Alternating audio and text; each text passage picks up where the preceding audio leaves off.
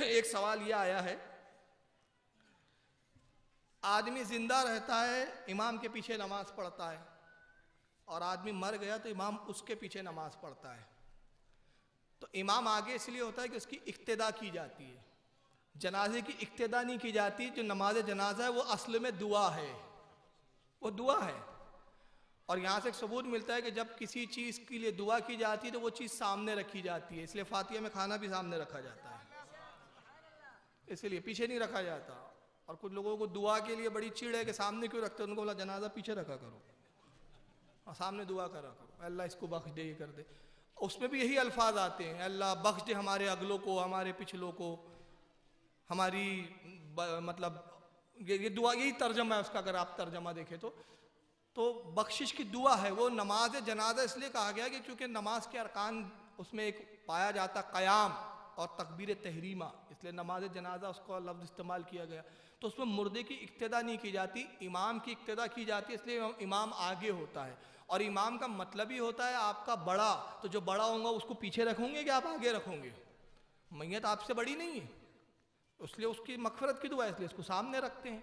اور دوسری چیز یہ ہوتا ہے کہ امام کی پیروی کتنی ہوتی ہے۔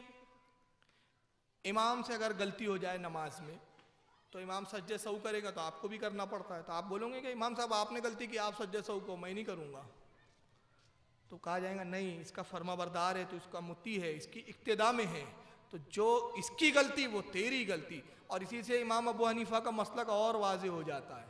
بات یاد آ گئی تو عرض کرتا ہوں، کیا جو امام کی غلطی وہ مقتدی کی غلطی تسلیم کی جاتی ہے۔ ہمارے امام نے یہ کہا کہ امام کا سورہ فاتحہ پڑھنا مقتدی کا سورہ فاتحہ پڑھنا ہے، اور غیر مقلدین کہتے ہیں نہیں، مقتدی کو بھی سورہ فاتحہ پڑھنی چاہیے، تو یہ اس سے بھی واضح ہو جاتا ہے۔ اس پر ایک امام اعظم کا ایک مناظرہ بھی مجھے یاد آ رہا ہے۔ امام ابو حنیفہ کے پاس 4-5 عالم پہنچے، کہا آپ کیسے حکم دیتے ہیں کہ نماز میں سورہ فاتحہ نہیں پڑھنی چاہیے مقتدی کو؟ تو آپ نے فرمایا کہ اس تعلق سے کیا تم مجھ سے مناظرہ کرنا چاہتے ہو؟ انہوں نے کہا ہاں مناظرہ کرنے آئے۔ تو کہا سب کے سب مل کر کروں گے؟ تو کہا نہیں، یہ تو اصول کے خلاف ہے، سب بولیں گے تو بات جمیں گی نہیں، شور شرابہ ہوں گا۔ تو کہا پھر طریقہ کیا ہے؟ کہا طریقہ یہ ہے کہ ہم اپنے میں سے ایک عالم کو چن لیتے اپنے امام کو، وہ ہماری سب کی طرف سے آپ سے مناظرہ کریں گے اس مسئلے پہ۔ آپ نے فرمایا جب تم چن لو گے تو اس کی شکست تمہاری شکست ہوں گی؟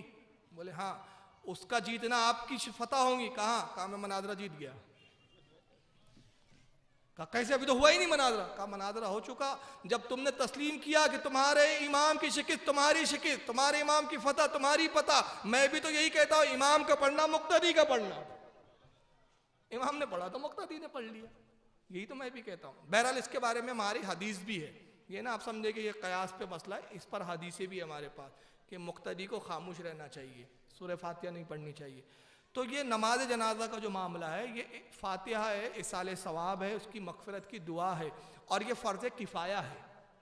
نماز فرض ہے، جماعت واجب ہے، جماعت میں امام کے پیچھے اگر نہیں لگتے، تنہا پڑھتا بغیر کسی عذر کے، تو واجب کا تارک ہوں گا، واجب کا چھوڑنے والا ہوں گا، گناہ گار ہوں گا۔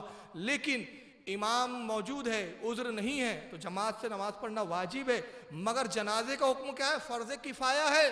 کہتے ہیں کہ علماء فرماتے ایک شخص نے بھی اگر پڑھ لی تو سب بری ہو گئے، ایک شخص نے بھی پڑھ لی محلے کے، اور اگر کسی نے نہیں پڑھی سب کے سب گناہ گار، سب کے ذمہ آ گیا وہ گناہ، کہ ذمہ داری تھی کہ کوئی نہ کوئی ایک کم از کم پڑھ لے۔ تو جب وہ فرض کفایہ ہے تو وہ اس طرح کی اقتدائی نہیں جیسی جماعت میں ہوتی ہے۔ آپ نے ہمارے چینل کو ابھی تک سبسکرائب نہیں کیا ہے تو سبسکرائب کریں تاکہ ہر آنے والی نئی ویڈیو آپ تک پہنچ جائے، اور لائک اور شیئر کرنا نہ بھولیں۔